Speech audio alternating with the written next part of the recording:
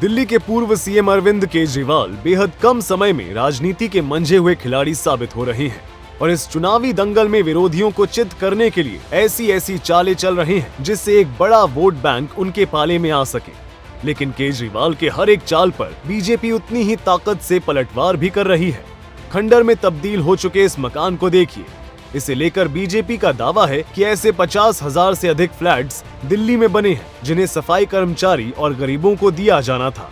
लेकिन अरविंद केजरीवाल की जिद गरीबों के आशियाने के सपने पर भारी पड़ गई है।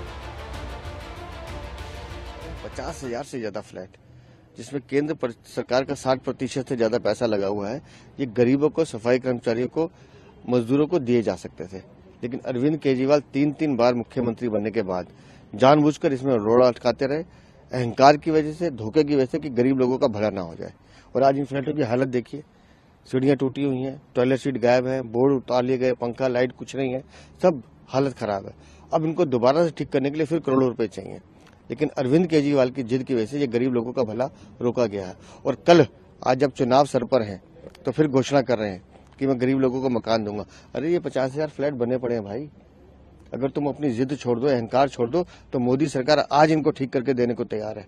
लेकिन इसकी जिद के कारण गरीब लोग सड़क पर सोने के मजबूर हैं, लेकिन ये फ्लैटों में नहीं रह सकते। तो इसलिए हम बार बार कहते हैं, 3 बार मुख्यमंत्री बनने के बाद आज भी तुम झूठे वादे करो तो तुमने दिल्ली को लूटने का काम किया।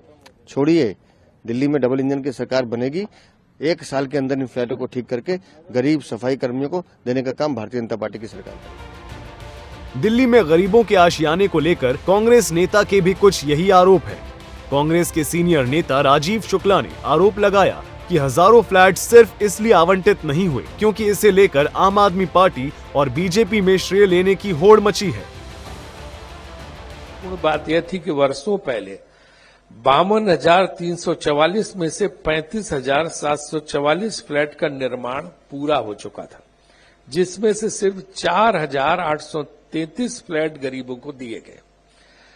30,303 घर जो अलॉटमेंट के लिए एकदम तैयार थे, उसे भाजपा और आम आदमी पार्टी की लड़ाई की वजह से किसी को अलॉट नहीं किया गया।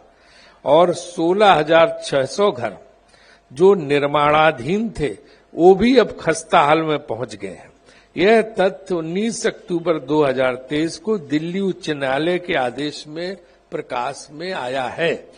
आप और भारतीय जनता पार्टी की श्रेय की लड़ाई इस कदर दिल्ली को नुकसान पहुंचाने वाली थी कि केंद्र की मोदी सरकार ने 31 दिसंबर 2020 को एक सर्कुलर जारी करके कहा कि जो निर्मित घर बचे उन्हें अफोर्डेबल रेंटल हाउसिंग कॉम्प्लेक्स की योजना के तहत प्रवासी और गरीबों को दिए जाएं। मगर केजरीवाल सरकार इन घरों को दिल्ली की पुनर्वास नीति के तहत झुग्गी झोपड़ी को देने की बात पे अड़ी रही है। एक कह रहा झुग्गी झोपड़ी को दो, एक कह रहा था इनको दो गरीबों को। इस झगड़े वाले की गरीब तो दोनों ही है, किसी को भी मिल जाते। और उससे बनाए हुए थे मनमोहन कांग्रेस सरकार की योजना थी।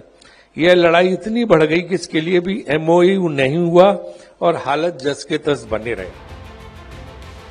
दरअसल दिल्ली में गरीबों के आशियाने पर सियासी जंग की शुरुआत अरविंद केजरीवाल के उस चिट्ठी से हुई है जिसमें सफाई कर्मचारियों के मकान के लिए केंद्र सरकार से जमीन मांगी गई है। जाहिर है चुनावी मौसम में इस तरह के बयान सिर्फ राजनीतिक लाभ के लिए होता है। ब्यूरो रिपोर्ट, सूर्या समाचार।